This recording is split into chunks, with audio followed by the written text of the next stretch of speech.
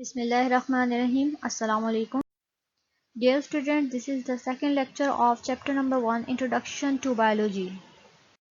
ہمارا آج کا ٹاپک ہے بایوجینیسس اینڈ اے بایوجینیسس. آج کے لیکچر میں آپ اے بایوجینیسس اور بایوجینیسس کے کانسیپٹ کے بارے میں پڑھیں گے. آج کے لیکچر میں آپ ایکسپلور کریں گے ان تھیوریز کو اور ان کے کچھ بیک گراؤنڈ کے بارے میں جانیں گے کہ how these theories came about. Let's start with biogenesis. The word biogenesis is composed of two Greek words. Bio means life, genesis means origin or source. According to the concept of biogenesis, living things can arise only from living things. یعنی کہ وہ نظریہ جس کے مطابق جاندار صرف جانداروں سے ہی وجود میں آ سکتے ہیں بایوجینیسس کہلاتا ہے. جیسا کہ تمام پودے اور جاندار پہلے سے موجود پودوں اور جانداروں سے ہی وجود میں آتے ہیں، نہ کہ خود بخود بے جان چیزوں سے وجود میں آتے ہیں. بایوجینیسس کے برعکس جو دوسرا نظریہ ہے وہ اے بایوجینیسس کا ہے. The word abiogenesis is composed of three Greek words. A means not, bio means life, genesis means origin or source. The concept that living things can spontaneously arise or develop from non-living matter is called abiogenesis. یعنی کہ وہ concept جس کے مطابق جاندار چیزیں غیر جاندار چیزوں سے وجود میں آ سکتی ہیں اے بایوجینیسس کہلاتا ہے. یعنی کہ اے بایوجینیسس کا کانسیپٹ بایوجینیسس کے کانسیپٹ کے بالکل الٹ ہے. اے بایوجینیسس کا کانسیپٹ پہلے کانسیپٹ آف اسپونٹینیوس جنریشن کہلاتا تھا. چلیں ان تھیوریز کے بیک گراؤنڈ اور ہسٹری پر ایک نظر ڈالتے ہیں. زمانے قدیم میں لوگوں کا یہ ماننا تھا کہ جاندار اجسام نان لیونگ سے خود بخود پیدا ہو سکتے ہیں، جیسا کہ پونڈ میں مچھلیاں اور میڈک خود بخود پیدا ہو جاتے ہیں، اناج کے ذخیرے میں چوہوں کا پیدا ہو جانا، گوشت کے سڑنے پر اس میں کیڑوں کا پیدا ہو جانا، بریڈ پر مولڈ کا پیدا ہو جانا وغیرہ وغیرہ. آج سے ہزاروں سال پہلے نہ صرف عام لوگ بلکہ اس وقت کے بہت سے فلاسفرز کا بھی یہی نظریہ تھا. جیسا کہ ارلی گریک فلاسفرز کا یہ نظریہ تھا کہ تمام کائنات اور اس میں موجود ہر چیز چار بنیادی ایلیمنٹس سے مل کر بنی ہے. ان کے مطابق تمام جاندار ہوا اور حرارت کی موجودگی میں کیچڑ سے وجود میں آئے ہیں. عظیم فلاسفر ایرسٹوٹل وہ پہلا شخص ہے جس نے اسپونٹینیوس جنریشن کا نظریہ سب سے پہلے دیا. اس نے اس تھیوری کا ذکر اپنی کتاب ہسٹری آف اینیملز میں کچھ یوں کیا ہے کہ سم animals could grow from their parents while other could grow spontaneously. یعنی کچھ جاندار اپنے پیرنٹس سے وجود میں آتے ہیں جبکہ کچھ خود بخود وجود میں آ جاتے ہیں. یہ تمام نظریات ہائپوتھیسس تھے. انہیں ایکسپیریمنٹ کی بنیاد پر ٹیسٹ نہیں کیا گیا تھا. اسپونٹینیوس جنریشن کا نظریہ تقریباً 2000 سال تک اسی طرح سے ایگزسٹ کرتا رہا، لیکن پھر 17ویں اور 18ویں صدی میں اس نظریے کو چیلنج کیا گیا. فرانسسکو ریڈی وہ پہلا شخص تھا جس نے ایرسٹوٹل کی تھیوری آف اسپونٹینیوس جنریشن کو سب سے پہلے چیلنج کیا. فرانسسکو ریڈی ایک اٹیلین فزیشین، نیچرلسٹ، بایولوجسٹ اور پوئٹ تھا. اسے ایکسپیریمنٹل بایولوجی کا بانی اور ماڈرن پیراسائٹولوجی کا فادر بھی کہا جاتا ہے. 1668 میں ریڈی نے ایرسٹوٹل کے اس ہائپوتھیسس کو ٹیسٹ کیا کہ گوشت میں خود بخود کیڑے پیدا ہو جاتے ہیں. ریڈی نے ایرسٹوٹل کے اس ہائپوتھیسس کو ٹیسٹ کرنے کے لیے کچھ ایکسپیریمنٹس پرفارم کیے جو کہ کچھ اس طرح سے ہیں. اپنے پہلے ایکسپیریمنٹ میں ریڈی نے 6 جارز میں کچے گوشت کے کچھ ٹکڑے لیے اور انہیں ایسے ہی کھلا چھوڑ دیا.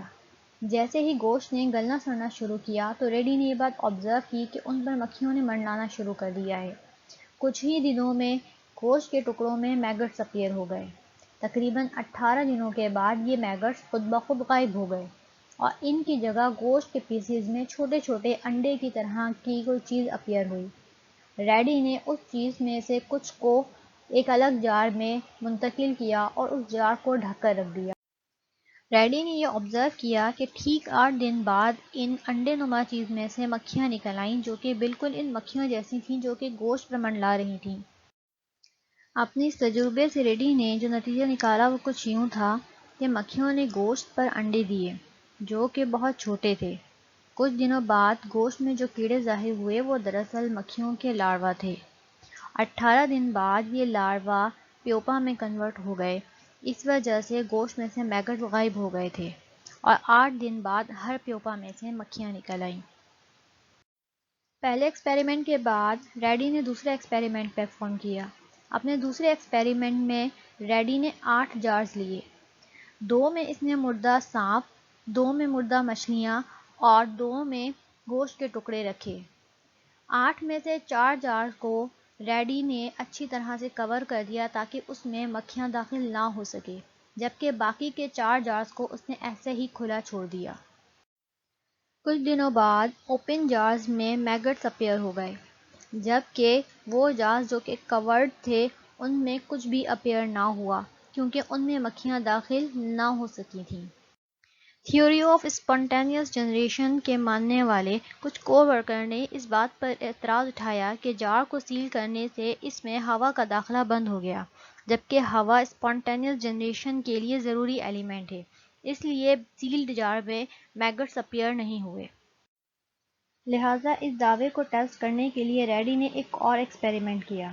اس ایکسپیریمنٹ میں ریڈی نے جار کا منہ باریک جالی سے اس طرح سے کور کیا کہ ہوا جار میں داخل ہو سکے جبکہ مکھیاں داخل نہ ہو سکیں۔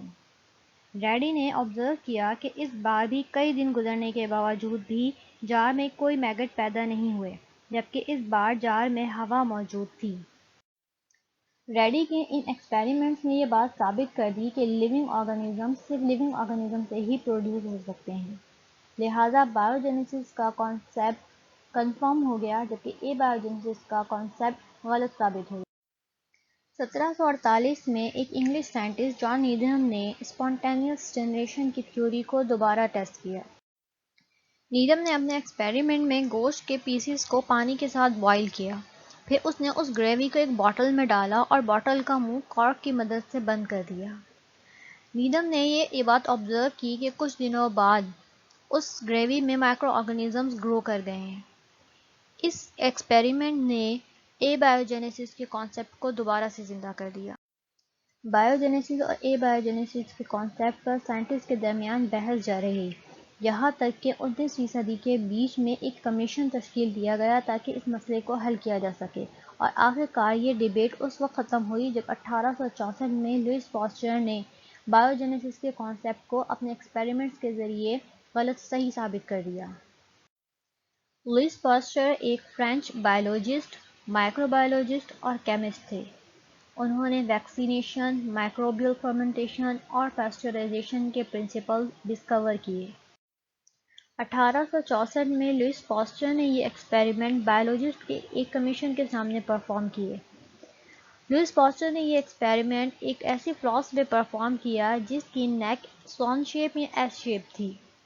اس فلاسک میں لوئس پاسچر نے ییسٹ، شوگر اور واٹر کا ایک مکسچر ڈالا اور فلاسک کا منہ کھلا رہنے دیا۔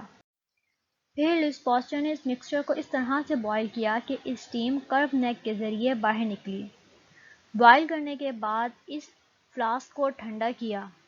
کافی دن گزر جانے کے باوجود اس مکسچر میں کوئی مائکرو آرگنزمز پروڈیوس نہ ہوئے، تو لوئس پاسچر نے اس کی کرو نیک کو ریموو کر دیا، اور کرو نیک کو ریموو کرنے کے 48 گھنٹوں کے اندر اندر اس میں مائکرو آرگنزمز گرو کر گئے۔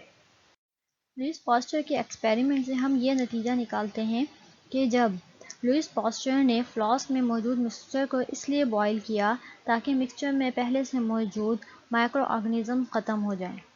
ہوا کی وجہ سے جو مائکرو آرگنزم مکسچر میں داخل ہو سکتے تھے وہ کرو نیک کی وجہ سے شروع میں ہی ٹریپ ہو گئے اور مکسچر تک نہ پہنچ سکے، اس لیے کوئی بھی لائف اس مکسچر میں پروڈیوس نہ ہو سکی۔ لیکن جیسے ہی لوئس پاسچر نے اس کرو نیک کو ریموو کر دیا تو مائکرو آرگنزمز ہوا کے ساتھ اس مکسچر تک پہنچ گئے، اور 48 گھنٹوں کے اندر اندر مائکرو آرگنزمز کی گروتھ اس مکسچر میں اسٹارٹ ہو گئی۔ ان تمام باتوں کے نتیجوں میں لوئس پاسچر نے اسپونٹینیس جنریشن کے نظریے کو ریجیکٹ کر دیا، اور کمیشن نے بھی بائیوجینیسس کے حق میں اپنا فیصلہ سنا دیا۔ امید کرتی ہوں کہ آپ لوگوں کو آج کا لیکچر اچھے سے سمجھ آ گیا ہوگا۔ تھینک یو اینڈ اللہ حافظ۔